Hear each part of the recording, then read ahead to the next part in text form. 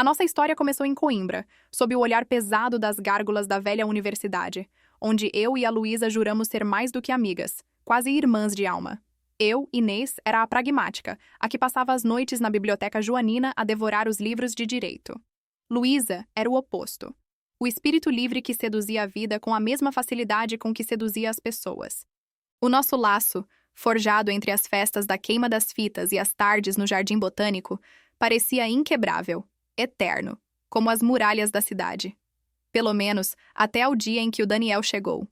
Daniel não era um rapaz comum. Ele era o meu farol, a minha âncora em meio ao caos dos exames e da vida adulta a bater à porta.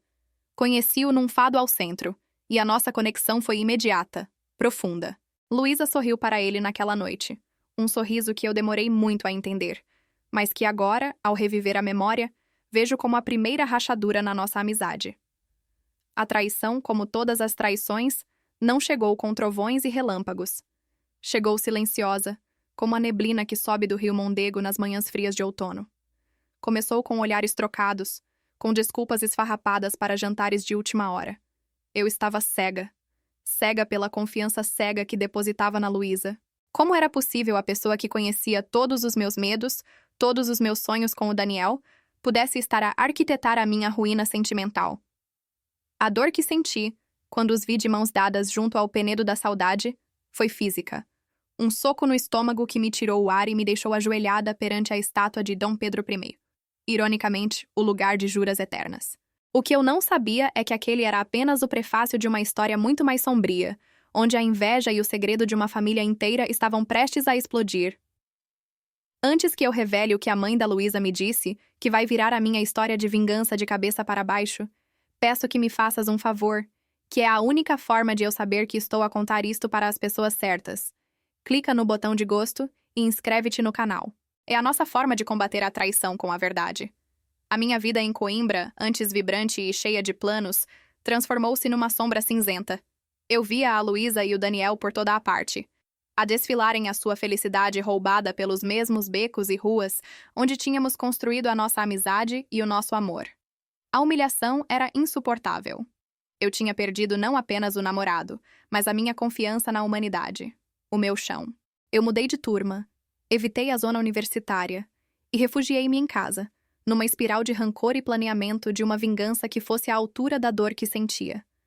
Eu queria que a Luísa sentisse a mesma dor, a mesma vergonha pública que eu sentira. A minha mente, antes dedicada ao direito, transformou-se num laboratório de retaliação. Eu comecei a investigar a vida da Luísa, a procurar falhas, segredos que pudessem ser expostos e que a derrubassem do pedestal de perfeição em que ela se colocava. Não era sobre Daniel, era sobre justiça. Um dia, a minha pesquisa levou-me a uma pista sobre o pai da Luísa, um empresário bem-sucedido. Eu descobri que havia um processo antigo e muito sigiloso, arquivado nos tribunais de Lisboa, envolvendo uma disputa de herança na família dela. A minha veia de estudante de direito despertou. Eu comecei a juntar as peças, a perceber que a fachada de riqueza da Luísa era mais frágil do que parecia. Ela agia com tanta avidez, tanto desejo de ter o que era meu, que comecei a suspeitar que a inveja dela vinha de um lugar de profunda insegurança e carência, uma necessidade desesperada de validação que ia muito além de um simples triângulo amoroso. A minha obsessão pela vingança levou-me a cruzar um limiar perigoso. Eu preparei um dossiê com todas as informações que tinha recolhido, pronta para o divulgar no pior momento possível, no dia da entrega dos trabalhos finais do nosso curso, onde todos os olhos estariam sobre nós. O meu plano era destrutivo, mas a minha dor era cega.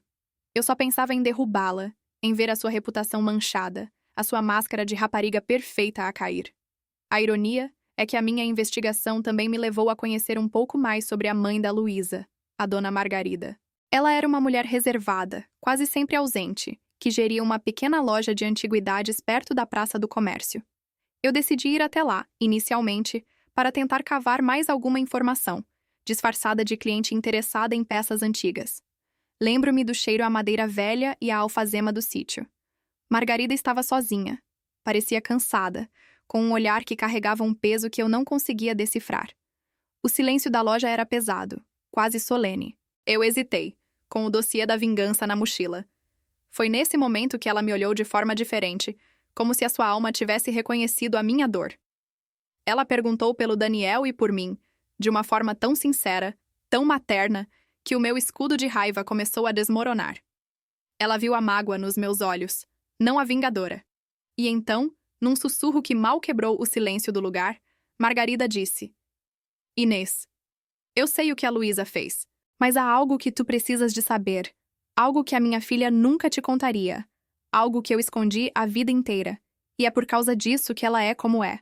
O segredo que Margarida me contou, ali, naquela loja escura e cheia de história, foi um choque que me fez esquecer a minha sede de vingança por um momento.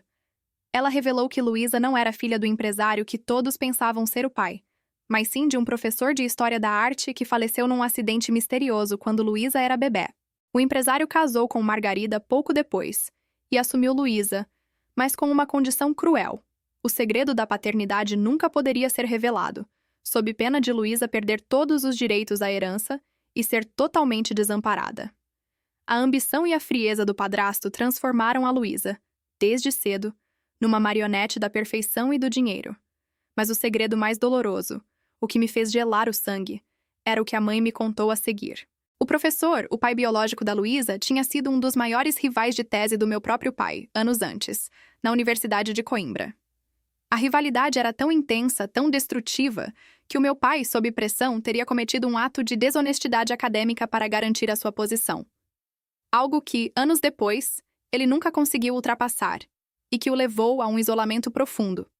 Na verdade, a traição da Luísa e do Daniel era uma repetição amarga de um conflito de gerações. A Luísa, com a sua inveja destrutiva, inconscientemente replicava a rivalidade entre os nossos pais, lutando para ter o que era legitimamente meu, como se fosse uma compensação kármica por algo que o meu pai tinha feito ao pai dela no passado. A descoberta virou o meu mundo de cabeça para baixo. A vingança parecia pequena, insignificante, diante da complexidade e da dor que ligavam as nossas famílias. Eu entendi a insegurança da Luísa, o medo constante de ser desmascarada, de perder o chão. O roubo do Daniel não era apenas um ato de inveja, mas um grito desesperado por validação, uma tentativa inconsciente de ganhar algo de mim. O meu ódio começou a ser substituído por uma empatia dolorosa. Eu via Luísa não como a traidora, mas como a vítima de um segredo familiar tóxico. Decidi que não iria usar o dossiê. A minha vingança não seria a destruição, mas a confrontação da verdade, mas não para a humilhar, e sim para a libertar. Eu marquei um encontro com Luísa, não num café ou numa rua movimentada, mas na estação de comboios de São Bento, um lugar de partidas e chegadas, de recomeços. O Daniel estava lá, hesitante. Eu olhei diretamente para a Luísa, que tremia de medo, pensando que eu iria expor a sua traição ao mundo. Eu não o fiz. Em vez disso, eu revelei que sabia do segredo do pai dela, do meu pai, da rivalidade acadêmica. A reação dela foi o colapso, não a raiva. Ela chorou, confessando a sua inveja e o medo constante que a consumia. O momento na estação de São Bento foi catártico.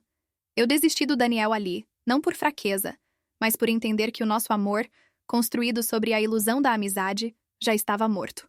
O Daniel, também chocado com a teia de segredos familiares que nos ligava, percebeu que a Luísa era um projeto de vida para compensar uma falta, e não um amor verdadeiro. Ele partiu, deixando-nos sozinhas, diante daquele turbilhão de emoções. A minha vingança, que eu havia planeado como a destruição da Luísa, transformou-se numa libertação mútua. Eu libertei-a do medo e libertei-me do ódio. O mais fascinante é o que aconteceu a seguir. O meu pai, ao saber que Margarida tinha contado a verdade sobre a rivalidade, sentiu-se compelido a fazer o que devia ter feito anos antes. Ele procurou Margarida, e numa conversa longa e dolorosa, confessou a desonestidade acadêmica que tinha cometido contra o pai da Luísa, pedindo o perdão que ela nem sabia que precisava dar. Este ato de coragem, de enfrentar um erro de décadas, limpou o rancor que pairava sobre as nossas famílias. Luísa, liberta do peso do segredo, finalmente conseguiu ser a Luísa que eu conhecia, a rapariga brilhante e cheia de vida que a inveja tinha sequestrado.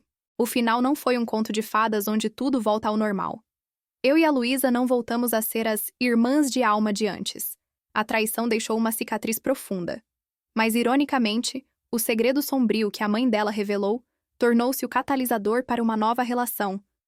Uma relação baseada na verdade crua, no reconhecimento dos erros e na honestidade de que a amizade precisava de ser reconstruída do zero, tijolo por tijolo. A Luísa deixou de correr atrás de validação externa e dedicou-se ao seu sonho de abrir uma galeria de arte, usando o dinheiro da herança que, apesar de tudo, ela acabou por receber, mas agora sem a sombra do segredo.